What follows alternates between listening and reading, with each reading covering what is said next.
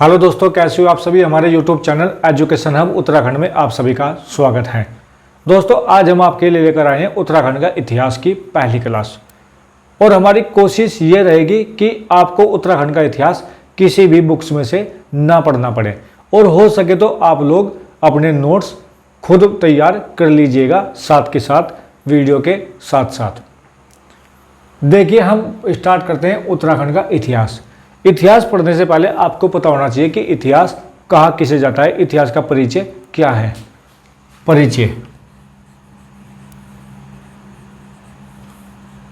इसमें आपको नोट करना होगा, मानव विकास के बीते हुए काल के क्रमबद्ध अध्ययन को इतिहास कहा जाता है।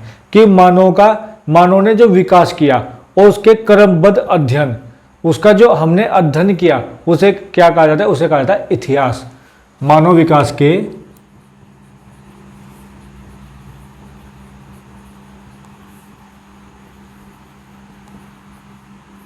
मानव विकास के बीते हुए काल को, बीते हुए काल के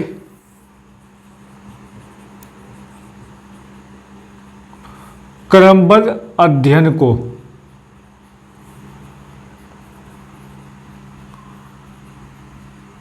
इतिहास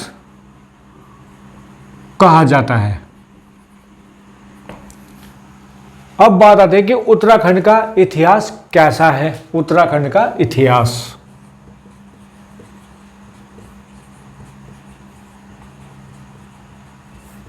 यह होता है अपना पौराणिक तथा गौरवपूर्ण।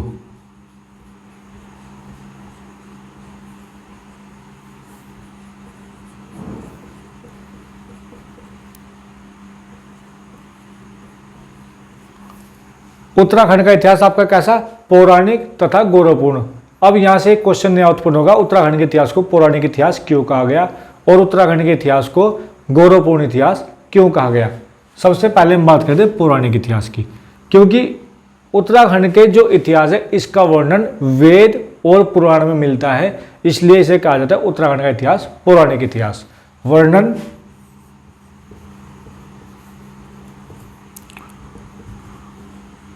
वेद व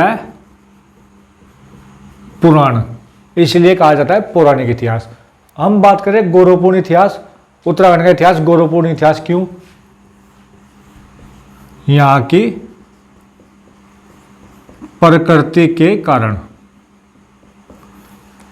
उत्तराखंड की प्रकृति के कारण उत्तराखंड के इतिहास को कहा गया गौरवपूर्ण। कैसे? देखिए, यहाँ की जो प्रकृति, उत्तराखंड की जो प्रकृति है, उसने देवी देवताओं को यहां आने पर आकर्षित किया, इसलिए उत्तराखंड के इतिहास को कहा गया गौरवपूर्ण इतिहास। ठीक वैसे ही जैसे वर्तमान समय में भारत का जो पर्यटन है, भारत के पर्यटन क्षेत्र, यहाँ हम गए, भारत के पर्यटक अधिक संख्या में घूमने के लिए कहाँ आते हैं? उत्तराखंड। क्यों? क्योंकि यहाँ की प्रकृति उन्हें अपनी ओर आकर्षित करती है, तो इसलिए उत्तराखंड के इतिहास को कहा गया गौरवपूर्ण इतिहास। ये आप पॉइंट नोट कर लीजिए।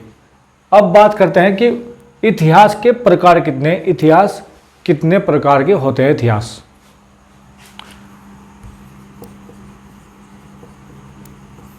इतिहास के प्रकार उत्तराखंड के संदर्भ में बात करेंगे। हम बात करेंगे उत्तराखंड के संदर्भ में, ना कि भारत के संदर्भ में, क्योंकि हम आपको बताते चलेंगे कि कौन सा फैक्ट यहाँ उत्तराखंड के संदर्भ में ऐड करना है और कौन सा फैक्ट भारत के संदर्भ में ऐड होगा। नंबर 1, इतिहास को बांटा गया 3 भागों में। नंबर 1,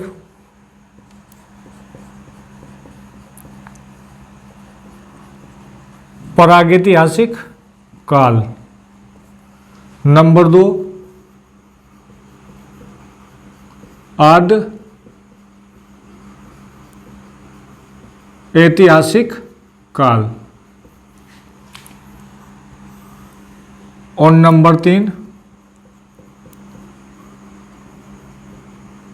ऐतिहासिक काल। प्रागैतिहासिक काल, नंबर 2 आद्य ऐतिहासिक काल और नंबर 3 ऐतिहासिक काल। हम बात कर रहे हैं भारत के संदर्भ में। प्रागैतिहासिक काल को 3 भागों में डिवाइड करा गया। नंबर 1 पुरापाषाण काल, मध्य पाषाण काल और नवपाषाण काल। सबसे पहले हम बात करते हैं वर्ष, यानी कि कार्यकाल कब से कब तक। जो अपना प्रागैतिहासिक काल होता है इसका कार्यकाल आदिकाल से 2500 ईसा पूर्व तक, और आपका आद्यैतिहासिक काल 2500 ईसा पूर्व से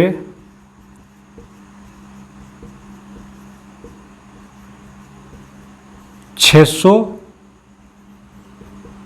ईसा पूर्व, 2500 ईसा पूर्व से 600 ईसा पूर्व। और हम बात करें ऐतिहासिक काल की, 600 ईसा पूर्व से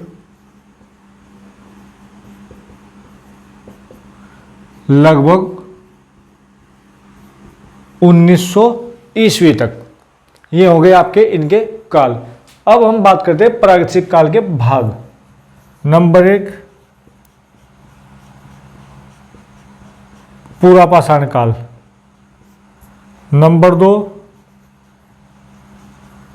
मध्यपाषाण काल, और नंबर 3 नवपाषाण काल। पुरापाषाण काल, मध्यपाषाण काल और नवपाषाण काल। यदि हम भारत के संदर्भ में बात करेंगे तो आपको ये तीनों की तीनों अलग अलग याद करने होंगे कि पुरापाषाण काल की खोज किसने की, मध्यपाषाण काल की खोज किसने की और नवपाषाण काल की खोज किसने की। भारत के संदर्भ में पुरापाषाण काल के अवशेष आपको कहाँ से मिले, मध्यपाषाण काल के अवशेष आपको कहाँ से मिले और नवपाषाण काल के अवशेष आपको कहाँ से मिले और उनके कौन कौन से अवशेष आपको मिले। लेकिन हम बात करते हैं उत्तराखंड की। उत्तराखंड में हम पढ़ेंगे प्रागैतिहासिक काल पूरा का पूरा एक साथ, पूरा का पूरा पुरापाषाण काल एक साथ पढ़ेंगे। देखिए कैसे बताते हैं, अभी वीडियो के अंत तक आप जरूर बने रहें। और हम बात करते हैं आद्य ऐतिहासिक काल, आद्य ऐतिहासिक काल उत्तराखंड के संदर्भ में, और भारत के संदर्भ में क्या होगा ये भी आपको बताओगे। इसे भी बांटा गया 3 भागों में। नंबर 1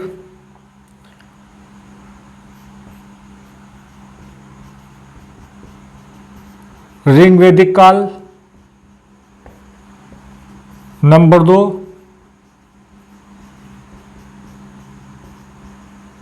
उत्तर वैदिक काल, और नंबर 3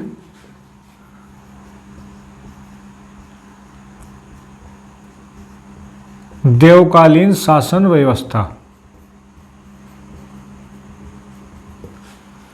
आद्य ऐतिहासिक काल को कितने भागों में, 3 ही भागों में बांटा गया। नंबर 1 ऋग्वैदिक काल, नंबर 2 उत्तर वैदिक काल, और नंबर 3 आपका देवकालीन शासन व्यवस्था। ये तो हो गई उत्तराखंड की बात। यदि हम बात करें भारत के संदर्भ में तो आद्य ऐतिहासिक काल को 2 भागों में बांटा गया, ऋग्वैदिक काल, उत्तर वैदिक काल।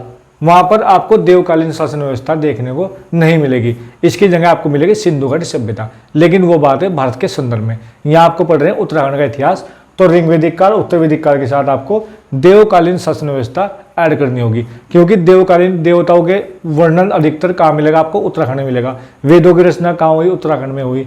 भगवान शिव शंकर की ससुराल कहाँ हुई, कनगढ़ हरिद्वार में हुई। तो यहाँ पर देवकालीन शासन व्यवस्था, कैलाश के अधिपति कौन थे, भगवान शिव शंकर। तो इसलिए आपको देवकालीन शासन व्यवस्था यहाँ अलग से याद करनी होगी, ठीक है। और हम बात करते हैं ऐतिहासिक काल की। ऐतिहासिक काल के 3 भाग, ऐतिहासिक काल के 3 भाग, प्राचीन ऐतिहासिक काल, मध्य ऐतिहासिक काल और नव ऐतिहासिक काल। ऐतिहासिक काल हम बाद में करेंगे, हम सबसे पहले आज पढ़ेंगे प्रागैतिहासिक काल।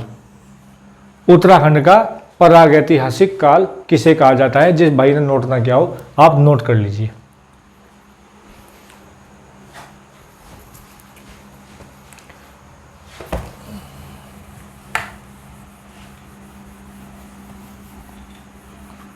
साथ के साथ आप सभी नोट्स जरूर बना लीजिए।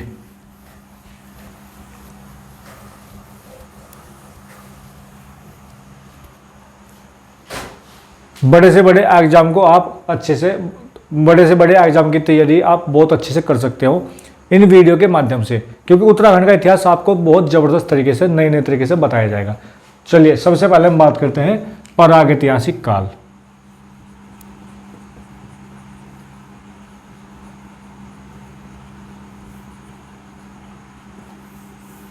प्रागैतिहासिक काल किस काल को कहा जाता है, इसका परिचय।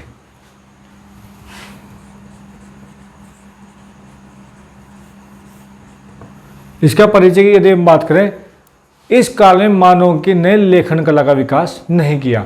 इस काल में मानव ने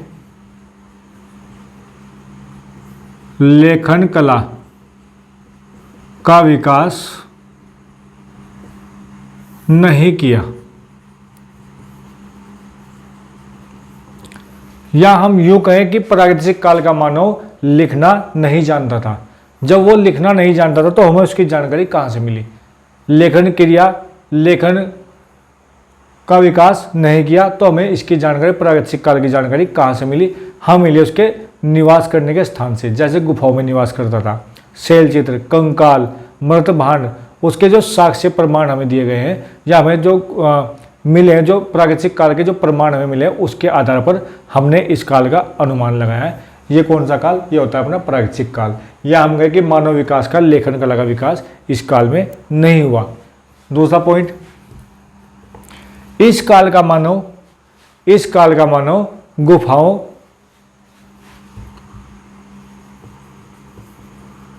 इस काल का मानव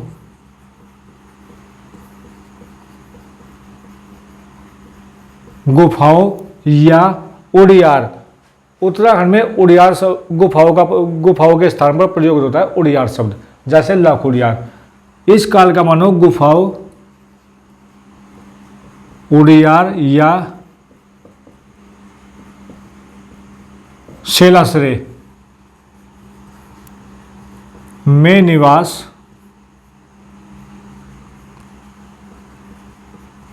करता था। प्रागैतिहासिक काल का मानव लिखना नहीं जानता था। प्रागैतिहासिक काल का मानव उड़ियार गुफाओं में निवास करता था। अब हम बात करते हैं उत्तराखंड की। उत्तराखंड में हमें इसके साक्ष्य क्या क्या मिले? प्रागैतिहासिक काल के जो हमें साक्ष्य मिले उत्तराखंड के संदर्भ में,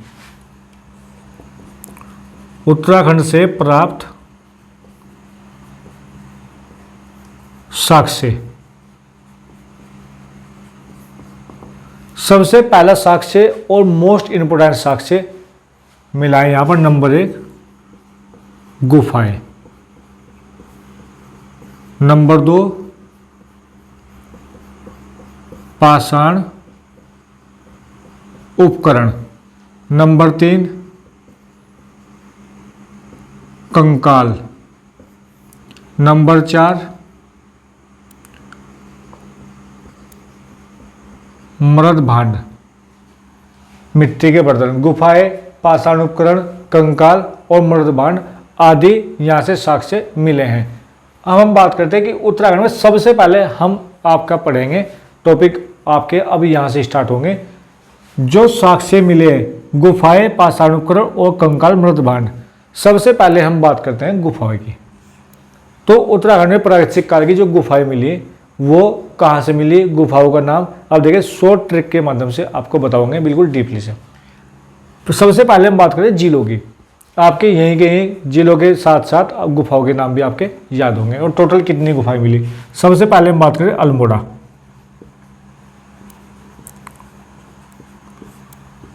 उसके बाद हम बात करते हैं उत्तरकाशी,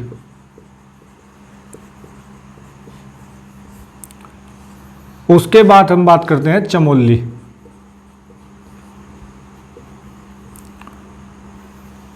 और चमोली के बाद आपका पिथौरागढ़,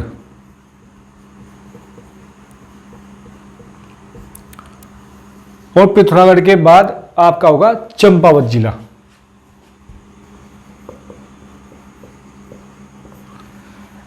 इन स्थानों से हमें उत्तराखंड के प्रागैतिहासिक काल के मानव के जो गुफाएं मिले, सबसे पहले हम पढ़ रहे हैं गुफाएं, उसके बाद पढ़ेंगे पाषाण उपकरण, फिर पढ़ेंगे कंकाल, फिर पढ़ेंगे मृद भांड। आज कौन सा पढ़ेंगे? गुफाएं। गुफाएं हमें कहां से मिली? अल्मोड़ा जिला, उत्तरकाशी जिला, चमोली जिला, पिथौरागढ़ जिला और चंपावत। सबसे पहले हम बात करते हैं अल्मोड़ा जिले की। नंबर 1 सबसे मोस्ट इंपोर्टेंट लाखोड़ियार।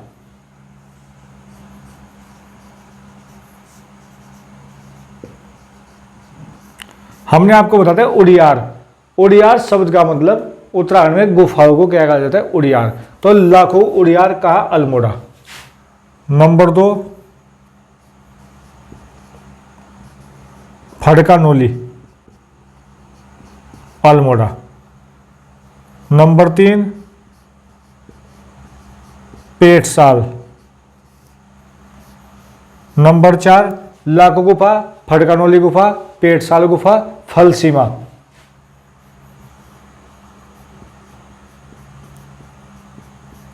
और नंबर 5 लवेथाप। और नंबर 6 कसार देवी।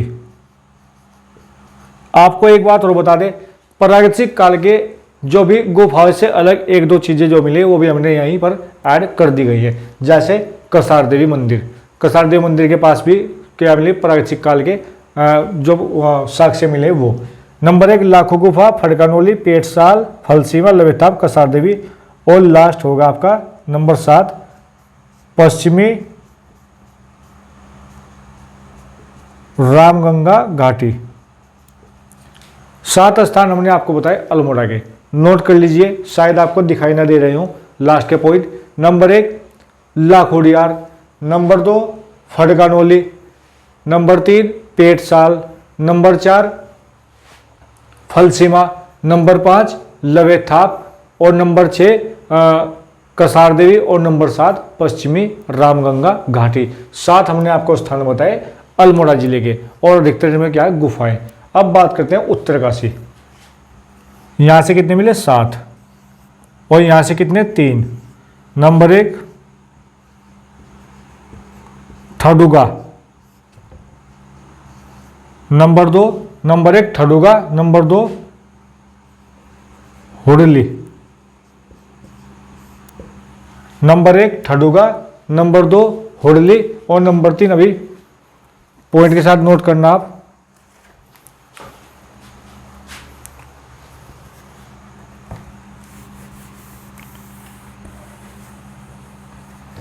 नंबर 1 ठडुगा, नंबर 2 हुडली, और नंबर 3 आपका होगा, एक सेकंड, पुरोला।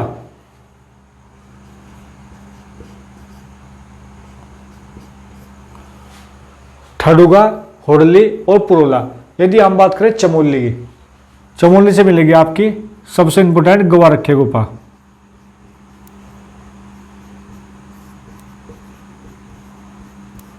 नंबर 2 किमनी गांव,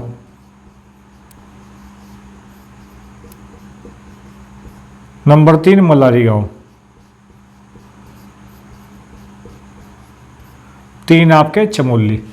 7 और 3 10 और 3 13 अभी तक हो चुके। और नंबर 1 पिथौरागढ़ से कितने मिलेंगे 1 बनकोट,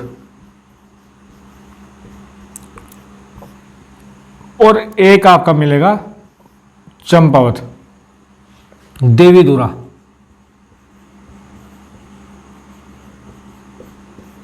देवीधुरा 7 और 3 10, 3 13, 14 और 15।